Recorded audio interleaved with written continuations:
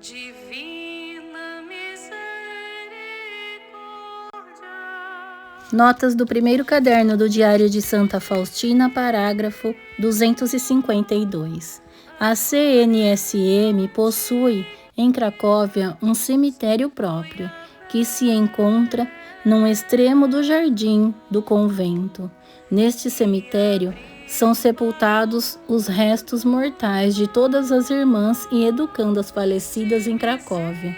Igualmente, nesse cemitério foi sepultada, num túmulo de alvenaria, a irmã Faustina. Aí repousaram os seus restos mortais até o momento da exumação, ou seja, até o dia 25 de novembro de 1966. Santa Faustina, rogai por nós. Venho a vós, meu Jesus,